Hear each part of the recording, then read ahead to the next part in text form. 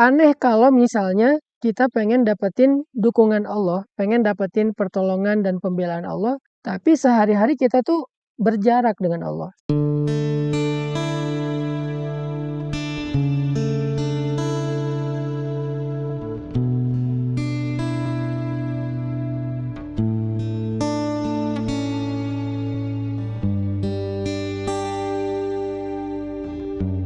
Teman-teman, gimana cara ngelibatin Allah kalau misalnya kita lagi ada masalah sama orang lain?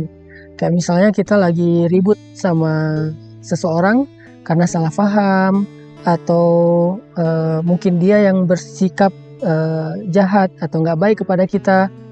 Seorang istri ketika ada masalah dengan suami, anak bermasalah dengan orang tua, mahasiswa bermasalah dengan dosen. Gimana cara kita ngelibatin Allah dalam kasus-kasus kayak gitu kalau kita lagi ada masalah dengan seseorang?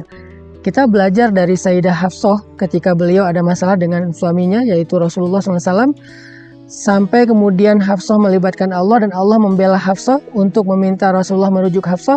Itu tuh keren banget loh, dan kita pengen belajar bisa kayak gitu. Artinya bukan hanya dibela sama Allah, tapi juga Allah membantu kita menyelesaikan masalah kita. Jadi kita bukan berharap ketika Allah terlibat, Allah jadi menghukum orang lain karena kita, bukan. Tetapi lebih berharap kayak Allah ngebela kita atau memperbaiki urusan di antara kita dengan orang tersebut. Gimana cara melibatkan Allah kalau kita sedang punya masalah dengan seseorang? Pada episode sebelumnya saya membahas ada 3 cara melibatkan Allah. Yang pertama udah dibahas kemarin, yaitu dengan mention Allah, nyebutin nama Allah, panggil Allah. Nah, di episode ini tips yang kedua cara ngelibatin Allah dalam hidup kita adalah dengan mendekat kepada Allah. Jadilah orang yang paling dekat kepada Allah dalam setiap kebaikan. Artinya, satu, dengan cara bersegera kepada kebaikan. Wasari'u ila maghfiratin min rabbikum was-sabiquna as-sabiqun ulaikal muqarrabun. Orang yang bersegera kepada kebaikan, mereka lah orang yang dekat kepada Allah. Jadi, kalau kita dekat sama Allah, sama seperti kita dengan manusia ya. Kalau misalnya kita dekat dengan seseorang kan kita gampang dapat perhatian dia.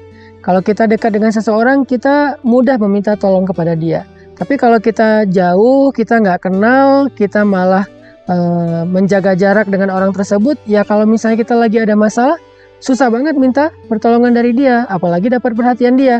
Maka begitu juga dengan Allah. Kalau ke manusia kita menganggap itu hal yang wajar, harusnya kepada Allah lebih wajar lagi.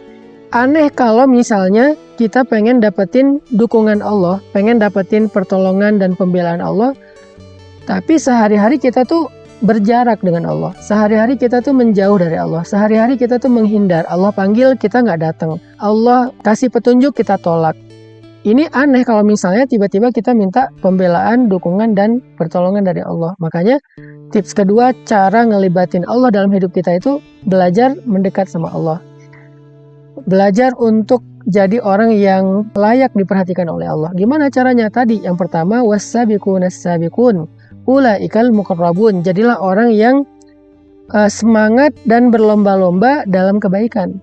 Jadi kalau misalnya kita tahu ada satu peluang kebaikan, kita ambil tuh peluang kebaikan. Jangan mikir panjang. Kita lakukan tuh kebaikan saat itu juga. Jangan ditunda-tunda. Kenapa? Karena orang yang bersegera dan berlomba-lomba dalam kebaikan, kata Allah, ulaikal muqarrabun. Mereka itulah orang yang dekat di sisi Allah. Sehingga kalau misalnya kita udah dekat di sisi Allah, ada masalah, kita panggil Allah, kita angkat tangan kita. Bahkan kadang-kadang kita manggil Allah di hati, Allah udah langsung terlibat. Allah udah langsung nolongin kita, karena kita orang yang dekat. Orang yang dekat itu mudah mengakses. Orang yang dekat itu punya privilege. Orang yang dekat itu punya jalur khusus. Sehingga nggak akan lama, nggak akan bertele-tele, prosesnya nggak panjang untuk mendapatkan dukungan dari sesuatu, yaitu dari Allah Subhanahu wa Ta'ala. Itu cara mendekat ke Allah yang pertama, yaitu dengan bersegera atau berlomba-lomba kepada kebaikan. Misalnya teman-teman ada kesempatan untuk sedekah, ya udah langsung sedekah. Ada kesempatan untuk bantu orang, jangan mikir panjang, bantu nggak ya, spontan deh, spontan aja bantu. Karena kalau kita udah biasa spontan dalam kebaikan, udah biasa segera dalam kebaikan, kita itu muqarrabun, orang yang dekat di sisi Allah. Yang kedua, cara mendekat kepada Allah itu adalah dengan melakukan amalan-amalan yang paling Allah suka, yang paling istimewa di sisi Allah. Apa amalan yang paling istimewa di sisi Allah yang mendatangkan pertolongan Allah itu dengan segera? Nomor satunya adalah dakwah. In tansurullaha yansurkum. Kalau kalian tolong agama Allah artinya berdakwah, Allah pasti nolong kalian. Wa yusabbit aqdamakum. Allah akan menguatkan kaki-kaki kalian. Artinya Allah akan kuatkan diri kalian dalam menghadapi masalah. Jadi ternyata amalan yang paling Allah suka dan cepat sekali mendatangkan pertolongan Allah itu adalah kalau kita membela agama Allah dalam dakwah. Artinya gimana? Kalau misalnya kita ngelihat ada seorang ustadz yang punya program, mau bikin pesantren, mau bikin lembaga pendidikan yang gratis, mau bikin program dakwah, kita support ustadz tersebut, kita support ulama tersebut dengan niat karena ingin membela agama Allah, memanggungkan agama Allah, mendukung agama Allah, maka Allah pasti akan membela, memanggungkan kita dan mendukung kita. Itu janji Allah, in tansurullaha yansurkum. Kalau kamu tolong agama Allah, Allah menolong kamu dalam kehidupan kamu. Dakwah, cari ustadz siapa yang butuh dukungan dakwah.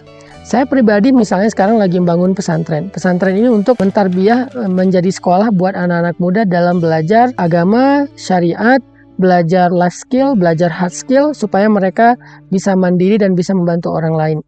Yuk kita support bareng-bareng misalnya. Kita pengen bangun masjid. Ya udah saya mau support Ustadz Hanan bangun masjid dengan donasi atau mungkin dengan wakaf atau mungkin dengan skill atau mungkin dengan network atau mungkin dengan nge-repost postingan tentang pembangunan proyek pembangunan masjid itu supaya banyak orang yang mendukung. Apapun bentuk dukungan kita. Makin besar, makin banyak, makin antusias, maka semakin antusias pula Allah membela kita. In tansurullaha yansurkum. Yang kedua, amalan yang paling cepat mendatangkan pertolongan Allah dan Allah suka banget adalah sholat. Wasta'inu bis sabri was sholat. Jadi perbaiki sholat kita. Gimana cara memperbaiki sholat? Perbaiki sholat itu satu, dengan memperbaiki kualitas sholatnya. Yang kedua, dengan menambah kuantitas sholatnya. Kalau memperbaiki kualitas misalnya wudhunya udah benar belum? Yang kedua udah khusyuk belum? Bacaannya udah benar belum? Doa-doanya udah benar belum? Kalau kuantitas ya udah ditambah belum dengan sholat sunnahnya selain sholat wajib? Ba'diyah, qobliyah, duha, tahajud. Jadi kalau sholat kita semakin baik maka pertolongan Allah semakin cepat. Kalau sholat kita semakin baik maka Allah semakin perhatian sama kita. Wasta'inu bis sabri was sholah. Minta pertolongan Allah dengan sabar dan sholat. Jadi libatin Allah itu cara yang kedua adalah dengan mendekat kepada Allah. Cara mendekat kepada Allah, satu, lakukan kebaikan secara segera. Yang kedua, pilihlah amalan-amalan yang Allah suka. Dakwah, sholat itu diantara amalan-amalan yang cepat banget mendatangkan pertolongan Allah. Maka dua tips ini saya pikir udah menjadi sebuah life hacks atau menjadi sebuah motivasi buat kita untuk melibatkan Allah dalam kehidupan kita. Saya ulangi lagi, yang pertama, cara melibatkan Allah, mention Allah, panggil Allah, sebut nama Allah di awal kita melakukan sesuatu. Cara yang kedua adalah mendekatlah kepada Allah. Cara mendekat kepada Allah itu satu, dengan bersegera kepada kebaikan, jangan ditunda-tunda, spontan, konsisten. Yang kedua, cara mendekat kepada Allah dengan melakukan amalan yang Allah paling suka dan cepat banget mendatangkan pertolongan Allah. Salah satunya yang paling luar biasa, dakwah, bela agama Allah, membantu agama Allah lewat mensupport para ulama. Dan yang kedua dengan memperbaiki sholat, memperbaiki kualitas sholat dan memperbaiki kuantitas sholat, meningkatkan kuantitas sholat, meningkatkan jumlah rakaatnya setelah yang wajib tambah yang sunnah. Mudah-mudahan dengan kayak gini kita udah bisa melibatkan Allah dalam masalah kita sehingga kita mendapatkan apa yang didapatkan oleh Sayyidah Hafsah ketika beliau ada masalah dengan suaminya yaitu kekasih Allah Rasulullah SAW. Allah justru membela Sayyidah Hafsah dan menyelesaikan masalah di antara beliau dengan suaminya. Barakallahu fikum.